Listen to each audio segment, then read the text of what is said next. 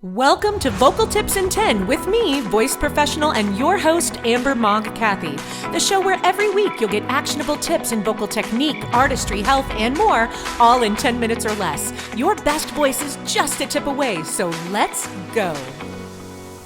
Hello, friends, and welcome to a new episode of Vocal Tips in 10. I am recording this right now in early June, so if you are listening to this, whenever you're listening to this, I'm recording this when we are getting ready to go into the summer season here in the Northern Hemisphere, and I've been getting a lot of questions lately as we're getting into these warmer temperatures, asking me, does it really matter how much I'm drinking, Amber? Like, I'm not a big water drinker. Does it really make that much of a difference for my voice? So that's what I want to talk to you about today. And let's just say right out of the gate, spoiler alert. Yes, it really matters that you stay hydrated. But let's talk about what that means, how you can best stay hydrated, no matter what time of year it is where you live, no matter what time of year it is when you're listening to this, no matter what the temperature's like, how you can really figure out how to stay optimally hydrated for your body and your voice so that you can feel the best when you sing and sound the best when you sing. So the first thing I want to point out is it's not just water that hydrates your body.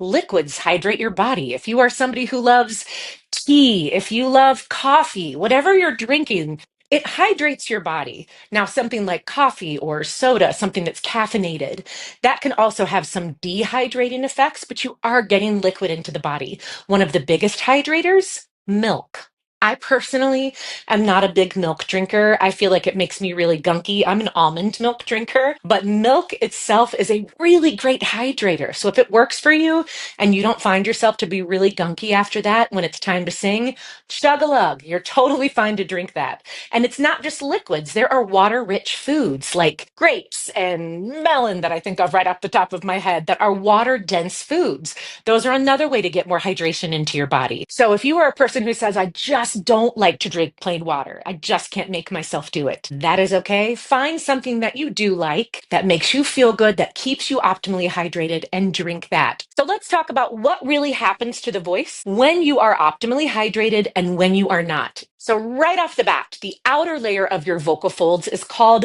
the mucosal layer. Yes, mucosal, like mucus. It secretes substances. Mucus is one of those to lubricate and hydrate the voice. When you are optimally hydrated, that mucus thins out and is almost like oil. I've heard the analogy before of motor oil, which I really like because it allows those vocal folds to connect, that connect thousands and thousands of times, just as I'm talking to you in this 10-minute podcast. It allows them to connect so smoothly. They just glide against each other. That is ideal. And let's talk about why that's ideal. So one, it's a lot easier for them to make sound, right? They don't have to work as hard to connect. You don't get that harsher collision. So they stay feeling good longer.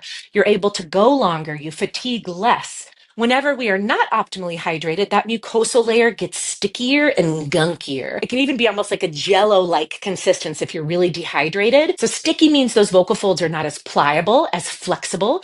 They don't connect together as easily. When they connect, instead of oil, they just have this like kind of sticky gunk. So they collide a little more harshly, which can make us fatigue more quickly. Also, they have to work harder to just move. When we're optimally hydrated and we've got those nice oily vocal folds, it's much easier for them to vibrate. We have a much lower PTP, that is phonation threshold pressure. That is the amount of air that it takes from our lungs to get the vocal folds to vibrate.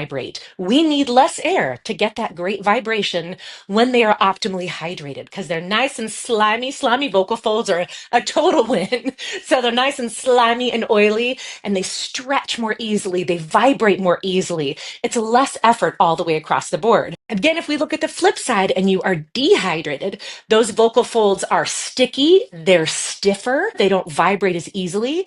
It takes a higher phonation threshold pressure, which means even more air to get them to connect together, where they connect a little more harshly. You don't get that nice glide. So where we have to use more pressure.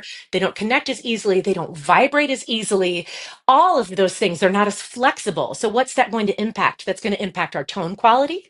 That's going to impact our range. That's going to impact how quickly we fatigue. It's going to impact everything, guys, from how it feels to how it sounds. So just a quick side note, if you are a singer listening to this thinking, I'm always dehydrated. My pee is neon yellow and I sing amazingly.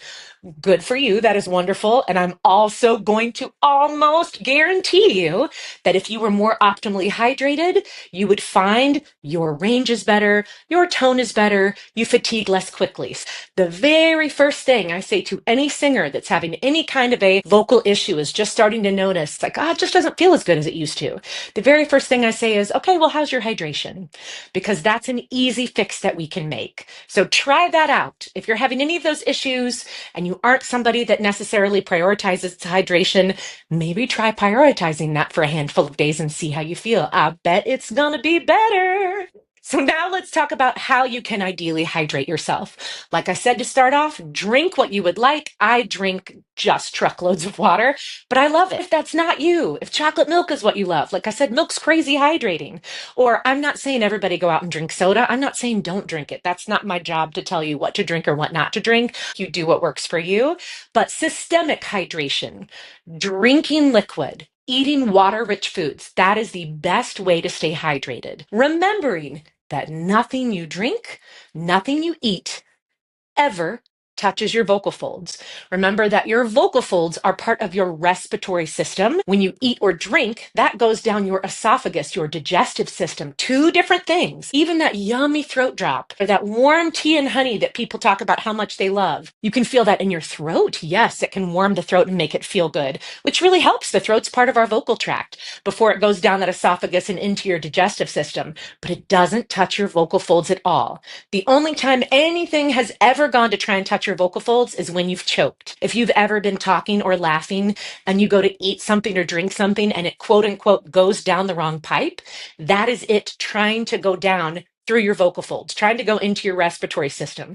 And that's your vocal folds' number one job, by the way, to protect the airway. They're going to close. You're going to get that coughing, gagging reflex, so that stays out of the respiratory system because we don't want food and drinks down there around our lungs. That is bad. So we are getting that hydration systemically. We drink the water, it works its way through our digestive system, starts to hydrate our body at a cellular level, and eventually makes its way to hydrating our vocal folds. It is ideal to stay optimally hydrated all the time. It makes our body function better. It makes our voice function better. And if you are a singer, you want to have access to your voice whenever it's needed, whenever you want to use it. So it's ideal to stay optimally hydrated all the time. But the research shows that for the water to go from your digestive system to a cellular level, it sounds like anywhere from, let's say, 15 to 45 minutes that starts to happen. But many times I've read it can take about 4 hours, give or take, for it to really get to the vocal fold level. And ideally, we don't want to just chug a ton of water before we go out and sing, because one, if you've ever done that, you know what it feels like to have a gut filled with liquid and you're trying to sing, which puts all this pressure on the abdomen. And there's no way all that liquid has made its way to optimally, I know I feel like I've said optimally all the time, but just ideally hydrating those vocal folds. So you want to be drinking water that morning if you've got a performance that night. And instead of just chugging 2 big glasses of water, just sipping, drinking it throughout the day. Systemic hydration, internal hydration, you just cannot beat it with a stick, you guys. Hopefully you can hear all of the major things that it does for your voice. And without it, all of the ways that your voice will have just a much harder time. And surface hydration, which the only way we can get hydration to the vocal folds themselves is steaming and or nebulizing, using a steamer and or a nebulizer. Those can be huge, really helpful supplemental tools, but they can't take the place of lousy internal hydration. And you know what? I did a podcast episode all about steaming versus nebulizing. So I'm going to link that down below in the show notes. People will ask me a lot, which one is better? I use both. Personally, because I'm a professional singer, I do it all day, every day. I find them both really beneficial. It really depends on you. And I want to end this with saying hydration is key. Hopefully that's what you've learned from this. It is really important for your vocal folds to function, feel, and sound the very best that they can. I'm stepping off my soapbox. Go drink something or eat something nice and watery, guys. I have got a couple free resources for you right now. I have a movement training all about how movement can make your voice feel better and sound better. Always what I'm looking for. 25 different movement tools to take you from warm up through technique, through performance to cool down. I'll put that down in the show notes. notes. And then you can also try out my Fab Vocal Pro membership for 2 weeks for absolutely free, and actually 3 free resources. If you feel like you need a little more one-on-one attention than that right off the bat, you can book a free 15-minute consultation, a free Zoom chat with me or my Fab associate coach, Eva Cassell, and I will put that down in the show notes as well. Happy singing, everybody. Happy hydration, everybody. And see you in the next episode.